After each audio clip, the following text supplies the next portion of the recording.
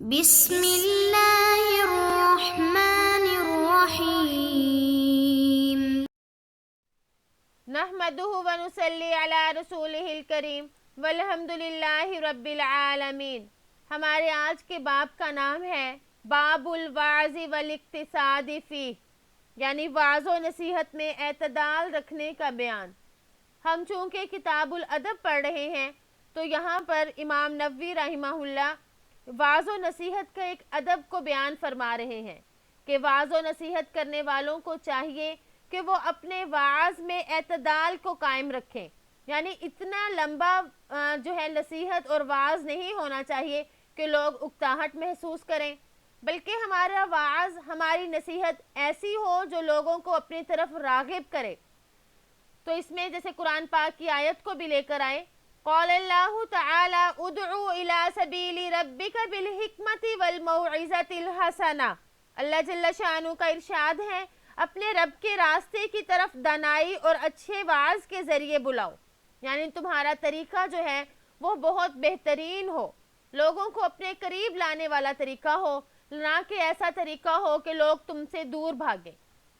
تو اس آیت میں اللہ تعالیٰ آپ صلی اللہ علیہ وآلہ وسلم کو مخاطب کر کے فرما رہے ہیں کہ آپ لوگوں کو دانائی اور اچھی نصیحت کے ذریعے بلائیں۔ لوگوں کو اللہ کی طرف بلانا یہ انبیاء علیہ السلام کا پہلا فرض منصبی ہے۔ قرآن میں بھی آپ صلی اللہ علیہ وآلہ وسلم کی اس خاص صفت یعنی داعی الی اللہ ہونا بیان کیا گیا۔ تو اس سے مراد ہے کہ نبی جو ہیں، نبیوں کو اللہ تعالیٰ نے یہ منصب، یہ درجہ عطا کیا تو ان کا پہلا فرض یہ بنتا ہے کہ لوگوں کو اللہ کی طرف بلائیں۔ آپ صلی اللہ علیہ وآلہ وسلم کے بعد چونکہ نبوت کا سلسلہ ختم ہو گیا، اس لیے یہ نبیوں والا کام اب آپ صلی اللہ علیہ وآلہ وسلم کی امت کے ذمے ہے۔ تو قیامت تک جو ہے آپ صلی اللہ علیہ وآلہ وسلم کے امتیوں نے اس دعوت و تبلیغ والے کام کو کرنا ہے، تو اس کام کو بہترین طریقے سے کرنا ہے، یعنی ان کا جو انداز ہو وہ بھی اعلیٰ اور بہترین ہو۔ وَعَنْ أَبِي وَائِلٍ شَقِيقٍ بِنْ سَلِمَةَ قَالَ كَانَ ابْنُ مَسْعُودٍ رضی اللہ عنہ يُذَكِّرُنَا فِي۔ حضرت ابو وائل شقیق بن سلمہ بیان کرتے ہیں کہ ہمیں حضرت ابن مسعود رضی اللہ تعالی عنہ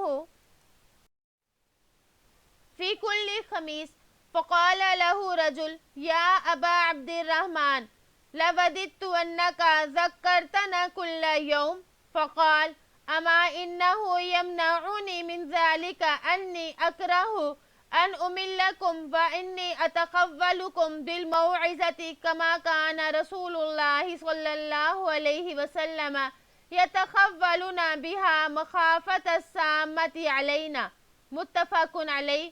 یتقولنا یتعہدنا، ہر جمعرات کو ہمیں وعظ فرمایا کرتے تھے۔ ایک آدمی نے حضرت عبداللہ بن مسعود رضی اللہ تعالیٰ عنہ سے کہا کہ میں چاہتا ہوں کہ آپ ہمیں روزانہ وعظ فرمایا کریں، تو آپ رضی اللہ تعالیٰ عنہ نے فرمایا، روزانہ وعظ کرنے سے یہ بات روکتی ہے کہ میں تمہیں اکتاہٹ میں ڈالوں۔ میں وعظ و نصیحت میں تمہارا خیال رکھتا ہوں جس طرح کہ آپ صلی اللہ علیہ وآلہ وسلم ہمارا خیال رکھتے تھے کہ کہیں ہم اکتا نہ جائیں۔ کراہیتن، یہ باب سامیہ سے ہے، کاریہا یکراہو، کرہن یا کرہن یا کراہتن، اس کا مطلب ہے ناپسند کرنا۔ تو اس میں یہ صحابی فرماتے ہیں کہ ہم روز جو ہے وعظ اس لیے نہیں کرتے کہ لوگ نہ اکتا جائیں، حالانکہ ایک شخص نے یہ بھی کہا کہ آپ ہمیں روزانہ وعظ کیا کریں۔ تو اس میں معلوم ہوا کہ ہر کام میں اعتدال رکھنا چاہیے، یہاں تک کہ وعظ و نصیحت میں بھی اعتدال سے کام لیں۔ ہر وقت وعظ و نصیحت ہو تو دل جمعی سے آدمی نہیں سنتا اور اس کا اچھا اثر بھی نہیں پڑتا، بلکہ یہ بھی ہو سکتا ہے کہ سننے والے کا اس سے دل ہی اچاٹ ہو جائے۔ تو اسی وجہ سے علماء یہ فرماتے ہیں کہ جو نصیحت اپنے وقت پر اور نہایت اخلاق اور نہایت محبت و شفقت سے کی جاتی ہے، یعنی مخاطب کے دل پر وہی نصیحت اثر انداز ہوتی ہے اور اسی کا بہترین ثمرہ مرتب ہوتا ہے۔ تو اس لیے وعظ و نصیحت کرتے وقت ہر چیز کا خیال رکھنا چاہیے۔ وعن ابی الیقظان عمار بن یاسر رضی اللہ عنہما قال سمعت رسول اللہ صلی اللہ علیہ وسلم یقول ان طول صلاة الرجل وقصر خطبتی مئنۃ من فقہہ فاطیل الصلاة واقصر الخطبہ رواہ مسلم مئنہ بمیم مفتوحہ ثم حمزہ مکسورہ ثم نون مشددہ ای علامت دالۃ علی فقہہ۔ حضرت ابو الیقظان عمار بن یاسر رضی اللہ عنہما سے روایت ہے کہ میں نے آپ صلی اللہ علیہ وآلہ وسلم کو فرماتے ہوئے سنا کہ آدمی کا لمبی نماز پڑھنا اور اپنے خطبے کو مختصر کرنا اس کی سمجھداری کی علامت ہے، اس لیے تم نماز لمبی کرو اور خطبہ مختصر رکھو۔ معنی میم پر زبر، حمزہ پر زیر، پھر نون مشدد، یعنی ایسی علامت جو اس کی سمجھداری پر دلالت کرے۔ معنی یہ باب فتح یفتح سے آتا ہے۔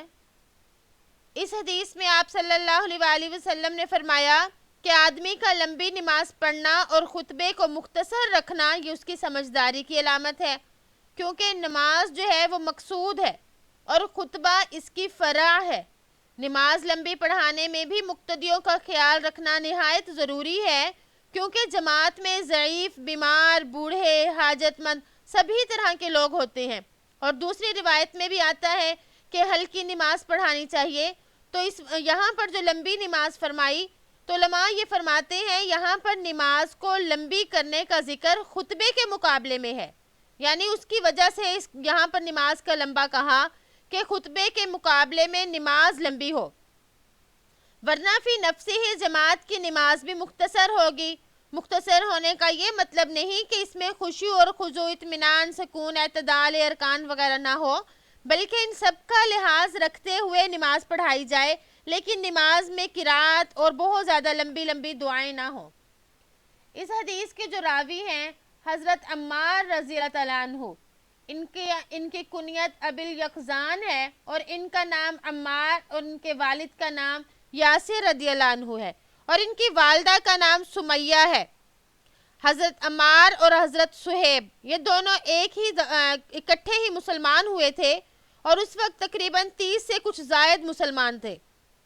اس خاندان نے دین کی خاطر بڑی ہی مشقت برداشت کی۔ ان کی والدہ تاریخ اسلام کی پہلی خاتون ہیں جو دین اسلام میں شہید ہوئیں، اور ان کے والد یاسر اور ان کے بھائی عبداللہ بھی شہید ہوئے۔ ایک موقع پر آپ صلی اللہ علیہ وآلہ وسلم نے فرمایا، آل عمار تمہیں بشارت ہو، جنت تمہاری منتظر ہے۔ اور اس بات میں تو اختلاف ہے کہ انہوں نے حبشہ کی طرف ہجرت کی یا نہیں کی، بہرحال مدینہ کی طرف انہوں نے ہجرت کی، یہ بات ثابت ہے۔ وعن معاویہ بن الحکم السلمی رضی اللہ عنہ قال بین انا اصلی مع رسول اللہ صلی اللہ علیہ وسلم اذ عطس رجل من القوم فقلت یرحمک اللہ فرمان القوم بابصارهم فقلت واسق الأمیہ ما شأنکم تنظرون الی فجعلوا یضربون بأیدیہم علی افخاذہم فلما رأیتہم یصمتوننی لکنی سکتت۔ حضرت معاویہ بن حکم سلمی روایت فرماتے ہیں کہ ایک وقت میں آپ صلی اللہ علیہ وآلہ وسلم کے ساتھ نماز پڑھ رہا تھا کہ نمازیوں میں سے ایک کو چھینک آئی، تو میں نے کہا یرحمک اللہ، بس لوگ مجھے گھور کر دیکھنے لگے۔ میں نے کہا ہائے ماں کی جدائی، تمہیں کیا ہوا کہ تم مجھے گھور گھور کر دیکھ رہے ہو؟ پس وہ اپنے ہاتھ اپنے رانوں پر مارنے لگے۔ جب میں نے دیکھا کہ وہ مجھے خاموش کرانا چاہتے ہیں تو میں خاموش ہو گیا۔ فلما صلی رسول اللہ صلی اللہ علیہ وسلم فبی ابی ہوا و امی ما رأیت معلما ولا بعدہ احسن تعلیما منہ فواللہ ما کہننی ولا ضربنی ولا شتمنی قال ان هذه الصلاة لا يصلح فيما شيء من كلام الناس انما هي التسبيح والتكبير وقراءة القرآن او كما قال رسول الله صلى الله عليه وسلم۔ قلت يا رسول الله إني حديث عهد بجهالية وقد جاء الله بالإسلام إن منا رجالا يأتون الكهان قال فلا تأتهم قلت ومنا رجال يتطيرون قال ذاك شيء يجدونه في صدورهم فلا يصدهم رواہ مسلم۔ جب آپ صلی اللہ علیہ وسلم نماز سے فارغ ہو گئے، پس میرے ماں باپ آپ صلی اللہ علیہ وسلم پر قربان ہو، میں نے آپ جیسا معلم آپ سے پہلے کبھی نہ دیکھا اور نہ آپ کے بعد دیکھا جو آپ سے زیادہ اچھی تعلیم دینے والا ہو۔ اللہ کی قسم آپ نے نہ مجھے ڈانٹا، نہ مارا، نہ برا بھلا کہا، بس اتنا فرمایا بے شک یہ نماز، اس میں انسانوں سے بات کرنا جائز نہیں، یہ تو صرف سبحان اللہ الحمدللہ کہنے اور قرآن پاک کی تلاوت کا نام ہے۔ یا اس طرح سے آپ صلی اللہ علیہ وسلم نے ارشاد فرمایا۔ میں نے عرض کیا یا رسول اللہ، میں زمانہ جاہلیت کے قریب ہوں اور اب میں اسلام لے آیا ہوں، اور ہم میں سے کچھ لوگ نجومیوں کے پاس جاتے ہیں۔ آپ نے ارشاد فرمایا تم ان کے پاس نہ جاؤ۔ میں نے کہا ہم میں سے کچھ لوگ بدشگونی لیتے ہیں۔ آپ صلی اللہ علیہ وسلم نے فرمایا یہ ایک ایسی چیز ہے جسے وہ اپنے سینوں میں محسوس کرتے ہیں، ان کو کام سے ہرگز نہ روکے۔ السکلو یہ سا پر پیش مصیبت اور ناگہانی آفت کو کہتے ہیں، تو اس میں فرمایا ما قہرنی یعنی مجھے ڈانٹا یا جھڑکا نہیں۔ اس حدیث سے علماء نے کئی مسائل مستنبط کیے۔ نمبر 1 تو یہ ہے کہ نماز میں ہر قسم کی گفتگو منع ہے، یہاں تک کہ چھینک کا جواب دینا بھی صحیح نہیں۔ آپ صلی اللہ علیہ وسلم کی تعلیم و تربیت کا نہایت مؤثر اور مشفقانہ انداز بیان کیا گیا کہ آپ نے نہایت اچھے طریقے سے انجان لوگوں کو بھی دین سمجھایا، اور ان کی لا علمی کی بنا پر اگر ان سے کوئی کمی کوتاہی ہو جاتی تو آپ اس کو درست فرما دیتے۔ تو اس میں وعظ کرنے والوں کو نصیحت کی گئی کہ تم بھی عام لوگوں کے ساتھ جو دینی تعلیمات سے واقف نہیں ہیں ان کے ساتھ تمہارا رویہ کیسا ہونا چاہیے۔ پھر آگے صحابی فرماتے ہیں رجالن یاتون الکہانا کہ ہمارے میں سے بعض لوگ نجومیوں کے پاس مستقبل کے حالات اور غیب کی باتیں معلوم کرنے کے لیے جاتے ہیں، تو آپ نے ان سے منع کر دیا۔ تو نجومیوں کے پاس غیب کی باتوں کے لیے جانا ناجائز اور حرام ہے۔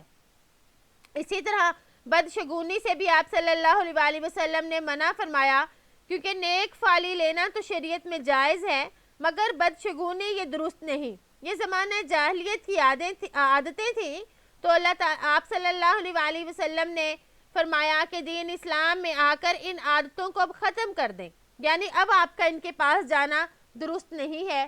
تو اس سے معلوم ہوا کہ بدشگونی لینا یا نجومیوں کے پاس جانا یہ دونوں ہی باتیں درست نہیں۔ السکلو سا پر پیش مصیبت اور ناگہانی آفت، ما قہرنی اس کا مطلب مجھے ڈانٹا اور جھڑکا نہیں۔ وعن ارباز بن ساریہ رضی اللہ عنہ قال وعظنا رسول اللہ صلی اللہ علیہ وسلم موعظة وجلت منها القلوب وظرفت منها العيون وذكر الحديث وقد سبق بكماله في باب الأمر بالمحافظة على السنة وذكرنا أن الترمذي قال إنه حديث حسن صحيح۔ حضرت ارباز بن ساریہ رضی اللہ عنہ سے روایت ہے کہ ہمیں آپ صلی اللہ علیہ وسلم نے ایسا مؤثر وعظ ارشاد فرمایا کہ آنکھوں سے آنسو جاری ہو گئے۔ حضرت ارباز نے ساری حدیث بیان کی۔